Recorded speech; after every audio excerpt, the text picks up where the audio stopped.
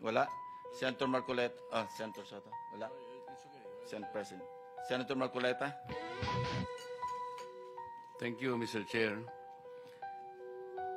Mr. Secretary, a couple of days ago, in the last hearing when you were here, we somehow settled the issue that restitution is not a requisite for an applicant to the WPP. Is that correct?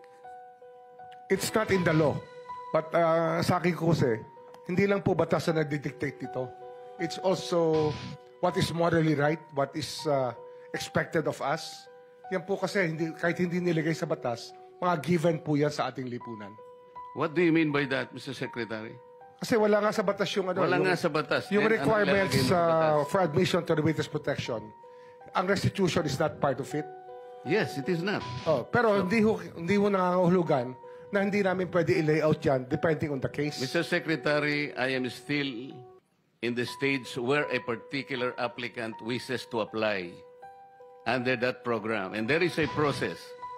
In the process, restitution is not one of the requisites. Is that correct? Opo, pero if it's in terms of this case being a financial crime, sir, this is a crime against the financial status of the Filipino people, of the Philippine Republic. I think that it's just right. Mr. Secretary, are you amending the provision of the law? No, sir.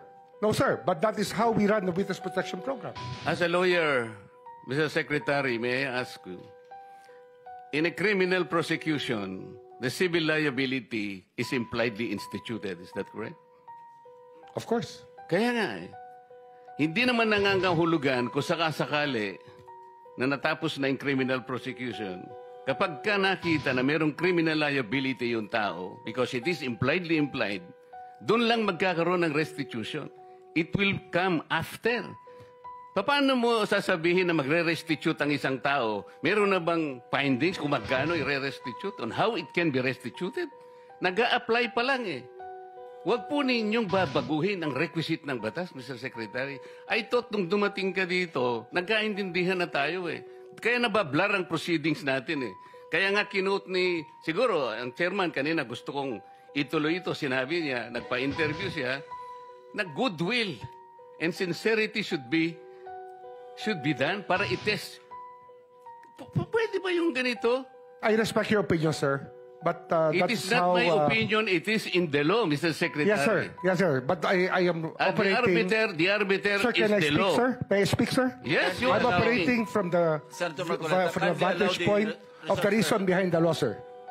What is the reason behind the law? So that we can get justice, and justice can only be attained if there is restitution.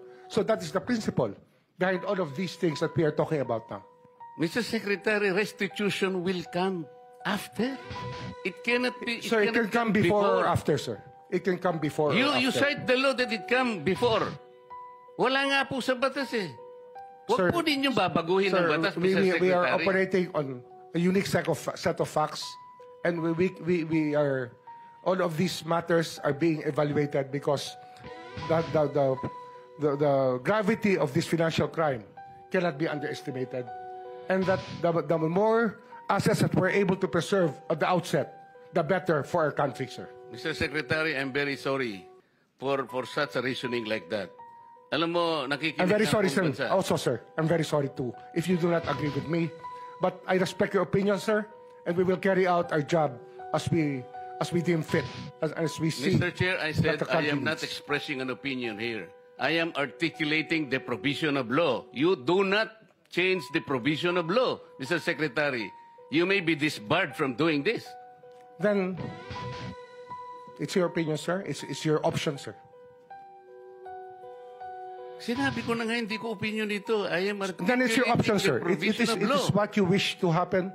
That you may proceed Ikaw ang with what you nagbibigay wish. ng opinion, nilalagay mo yung restitution to test the goodwill of a possible applicant. It is not in the law. Unless you are able to point out the provision of law that it come before. Hindi ganun eh. Sabi mo na nga, and we admitted, impliedly instituted ang civil liability, but this will come eventually after the court has pronounced kung magkano ibabalik niya, kung meron man. Not before. Thank you, Mr. Chair. Are you done, Senator Marcoleta? Okay. So next.